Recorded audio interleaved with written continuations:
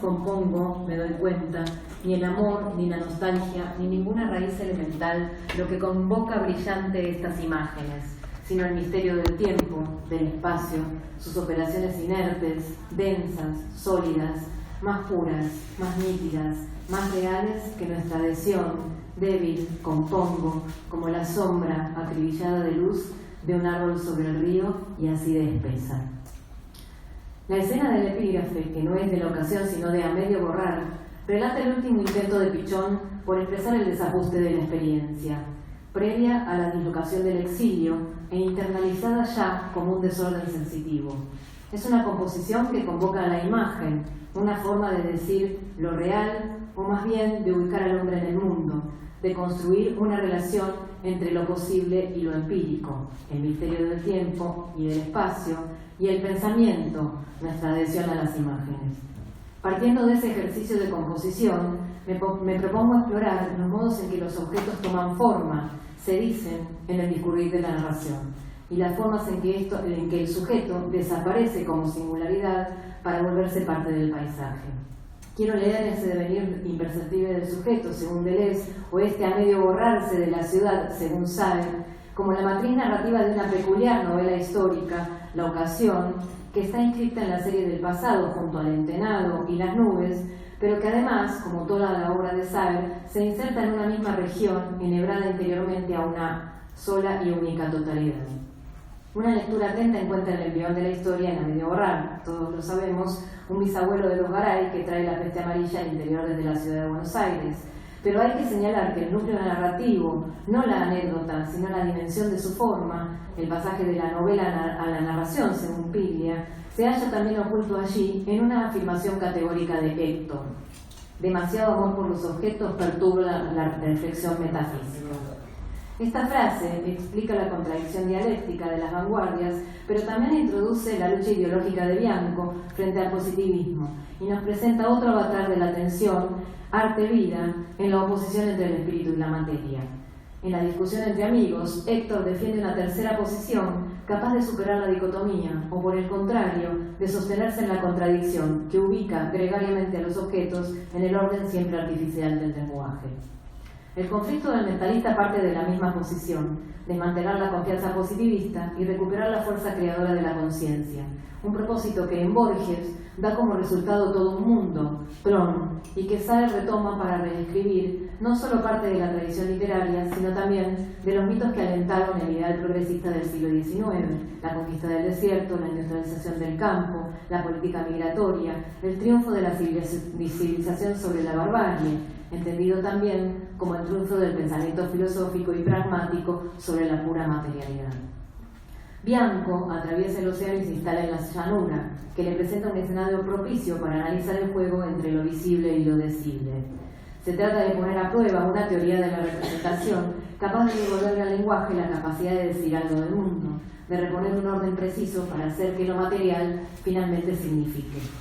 La percepción es entonces la operación clave que inicia la novela y la lógica que dirige la ocasión. Para Piglia, y cito, un texto sobre la llanura, la pampa y la barbarie, y sobre un europeo exiliado que mira lo que no se ve. Ese mirar lo que no se ve alude por un lado a la convocación del objeto, al recurso de hacerlo volver de la memoria o de la idea, y por otro, a descifrar lo que está oculto en su forma, el diseño, la disposición de lo sensible, que hace que la realidad se manifieste. En Saer se ha discutido ampliamente los diferentes ángulos desde los cuales se narra la percepción, muchas veces ubicada entre la luz y la lengua. Las manchas y sus contornos, en Graciela Montaldo, La fuerza del destello, en Carlos Walker, los tonos y la música, en Julio Clemat, el empaste y la pintura, en Miguel Dalmarón. Lo que subyace a todas esas lecturas es la mediación de la forma necesaria para acceder a lo material y para explicar su régimen de distribución. Partiendo de esta perspectiva, propongo examinar con detenimiento una presencia de lo material que tiene que ver con la aparición, entendida como una inscripción particular de lo visible en el espacio narrativo y como una manifestación que permite articular la materialidad inabarcable del mundo con una discursividad que le da sentido. Podríamos recurrir a Deleuze para hablar de las relaciones entre la superficie de lo visible y el campo de lo legible, para entender la lógica de la representación, no como identidad binaria, sino como aparición, pero prefiero entrar por Saer y sus propias reflexiones acerca de lo narrable.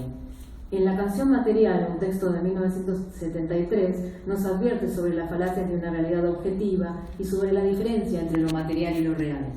Cito: el verdadero trasfondo de la forma, de la novela está hablando, ¿no?, es lo material, no lo real. Lo real es la forma misma que ha asumido al transformarse la organización significante de lo material, de modo de volverlo real, de formular más bien cierta proposición acerca de cómo podría ser, de cómo el narrador piensa que podría ser esa cristalización de lo material en el acaecer al que llamamos genéricamente lo real. La disposición de lo sensible es captada mediante una organización significante que transforma lo real en material. Si el mundo en su materialidad física se muestra a partir del caos como algo inaprensible, es la organización significante lo que lo hace inteligible. Esta apreciación que subyace en la concepción misma de la escritura de Saer no es otra cosa que la mecánica de la percepción puesta en marcha por Bianco en La llanura, quien trata de ordenar la materialidad del mundo descomponiéndola en fragmentos compactos capaces de ser traducidos al lenguaje del pensamiento.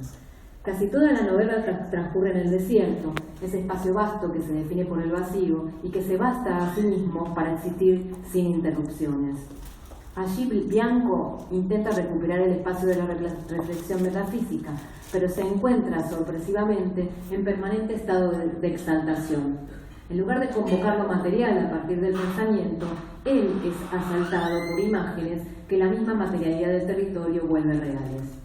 Un ejemplo. En La llanura todo parece un poco más grande de lo que es, más compacto, más contenido en las líneas precisas de sus contornos, pero ese exceso de realidad y en la extensión vacía, esa contundencia presente flotando en la nada, linda siempre con el espejismo y trabaja por la abundancia de su acontecer en favor de su propia ruina. La aparición que linda con el espejismo implica un régimen óptico que articula mediante la mecánica de la coloración. La neutralidad de la llanura contrasta con los colores vivos de la materia y con los pensamientos que llegan inadvertidos a perturbar la concentración necesaria para el ejercicio mental. De nuevo, en la novela. Le ha parecido de inmediato que por su monotonía silenciosa y desierta, la llanura era un lugar propicio a los pensamientos, no los rojizos y rugosos como los que tiene ahora, sino sobre todo los pulidos, los incoloros, que encastrándose unos con otros en construcciones inalterables y translúcidas, le servirían para liberar a la especie humana de la servidumbre de la materia.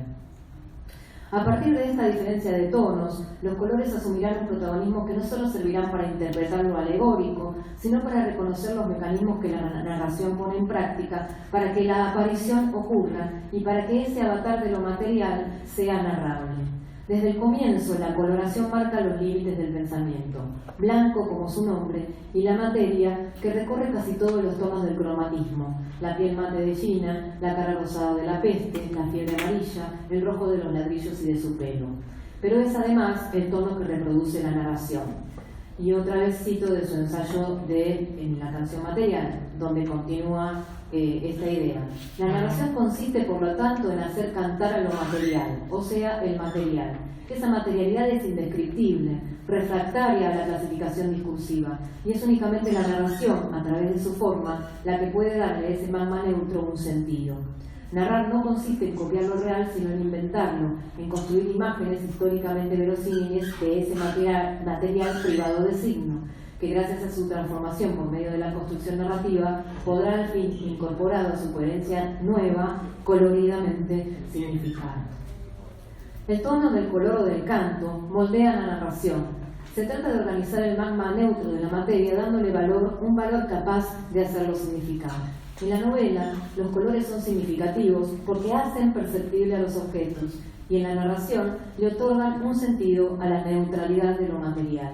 De esa manera se comprende mejor la insistencia de Bianco por clasificar a través del color los objetos materiales y la necesidad de colorear las superficies para que el cuerpo pueda aparecer. Por eso, las apariciones nunca son incoloras o translúcidas, porque vienen de lo material a desafiar el entendimiento. Junto a esta estrategia que fragmenta lo material a través del color, la narración organiza lo material significante también bajo una aparición gradual que, no por presentar la evidencia a través de la descomposición, minimiza la fuerza de su presencia. Los objetos que aparecen, no me refiero a los que Bianco domina en sus juegos mentales, relojes, cucharas de metal, barajas con racimos, nueces y plátanos, sino los que lo asaltan en la monotonía de la llanura. Aparecen de a poco, como aproximándose a la percepción, y cobran sentido tiempo después, cuando la aparición desaparece. Sucede con la tropa de caballos salvajes que los sorprende en las inmediaciones del rancho, primero una mancha nerviosa y alargada, textura de relieve, infinitos puntos que se acercan, para terminar siendo el rumor uniforme de un galope. Pero se repite también en el grupo de jinetes liderados por Juan, que tienen contra el sol rojizo que declina el aire de una aparición, en la figura fantasmal de Garay López, divisado desde el lomo de un caballo, tan enfermo que Bianco piensa que, y cito, acaba de tener una alucinación. Y también en el primer encuentro con Gina, donde la mirada se deleita en el movimiento de los pies, se detiene en el ruedo del vestido y en las apariencias fugaces de las flores que colorean la tela. Estos objetos, los caballos, la peste, el erotismo de Gina, se presentan de modo gradual, pero con la contundencia de un saber estar en el mundo que a Bianco se le niega, una existencia plena, ajena al pensamiento y que habita en la pura exterioridad. Quizá por ese saber de la experiencia, la tercera cualidad de las apariciones, junto a la fragmentación y al color, ahonda en una relación de identidad. Tanto el relieve de la pampa, transformada en espejismo, como la parsimonia de Juan o la sospechosa ingenuidad de Gina, forman parte de un magma que los cobija, de una materia madre que los contiene y moldea a imagen y semejanza. Esa materialidad que Bianco construye artificialmente a través de la variedad cromática de su vestimenta o del control de sus emociones, se manifiesta como un ser idéntico a sí mismo, a veces atributo del paisaje, cito, del campo liso y vacío y tan idéntico a sí mismo, de los arrieros, y cito, idénticos al soplo que los mueve, y de Gina, que estaba en el mundo sin ningún tipo de escrúpulos, miedo o soberbia, contemporánea de su ser en todos los instantes, entregada a los dictámenes de la carne espesa, abandonada a sí misma, dueña de esa intimidad con el mundo, serena, directa, llana, que tanto perturba a Bianco. La identidad, entendida como una resistencia al cambio, es un alto valor también para el pensamiento inmutable que Bianco persigue y construye con esmero, cuando se sabe protegido del calor agobiante de la ciudad o cuando deliberadamente se somete al aprendizaje de la llanura. Un intento por apropiarse de la materia que se va a frustrar en cuanto Bianco descubra que ya no es imperturbable y que sus pensamientos, que antes sabían cómo ordenarla en algo significante, se transformen en delirio. Acá voy a ir cerrando porque no queda más tiempo, pero quiero oponer estas dos imágenes, ¿no? La aparición como una aparición de las imágenes que vienen del mundo material y el delirio como una aparición de las imágenes conectadas en una formación organizante del lado de la conciencia, ¿no? Entonces llegamos al delirio para terminar. Pero para llegar a esta instancia en la que la duda se apodera de la convicción, hay que describir la dinámica que la conciencia utiliza para captar lo sensible y descifrarlo. El mecanismo de percepción que Bianco pone en práctica para aprender la aparición de la materia, colorearla, fragmentarla, identificarla extraída de su propio territorio, se completa con una operación de lectura producida también por la manifestación de objetos que son, esta vez, extraídos por el pensamiento que les da sentido.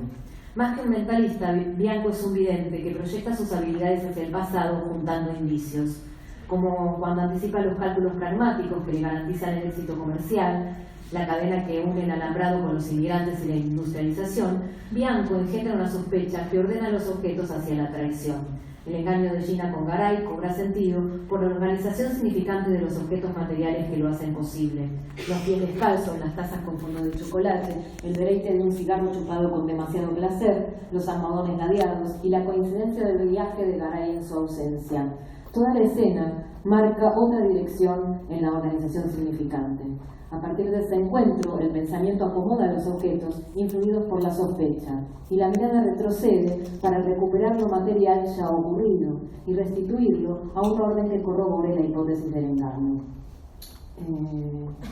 Esta vez son los pensamientos los que lo asaltan en estampida. Bianco pierde la estabilidad del saberse inalterable, el calor, los mosquitos, el pantano lo agobian, deja de ser idéntico a sí mismo y se convierte en un esclavo de esa materia innombrable que él abomina y que Gina no solo padece, sino que segrega. Sabe que lo que le pasa no es ni pensamiento pragmático ni pensamiento puro, sino delirio. Así se manifiesta el procedimiento que, opuesto a la aparición, como instancia de lo material, toma posesión de la conciencia. Me interesa entonces leer el delirio como contraparte de la aparición, como imagen que interrumpe la superficie translúcida del pensamiento, imponiendo otra lógica significante que arracima los objetos con una fuerza adversa y ciega, es decir, otra de las formas en la que lo real se hace posible. La evidencia del plano material se confabula para pervertir la lógica del pensamiento, y aquello que Bianco había logrado asimilar, entender y ordenar, vuelve al caos primitivo de lo inenarrable. Más que la imposibilidad de combinar lo visible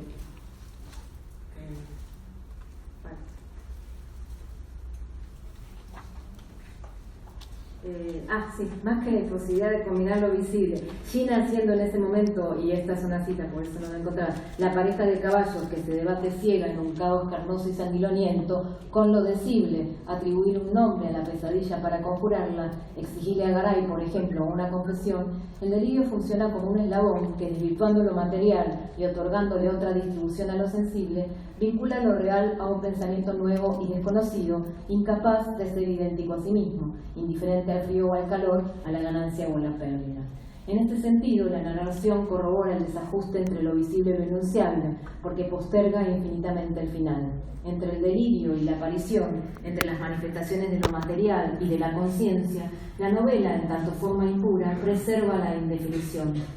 Bianco sigue sin saber si aquello que saldrá de entre las piernas de Gina tendrá el cabello lacio y oscuro de Garay o el suyo propio pelirrojo, incapaz ya de dominar la aparición de los objetos, y cito, esa conspiración material que se opone malévola a sus deseos, interrumpiéndolos, dejándolos flotar en el aire, haciéndolos recular y apelmazarse sin orden otra vez en el pozo negro donde nacen, transformándolos en duda, en sufrimiento, en delirio.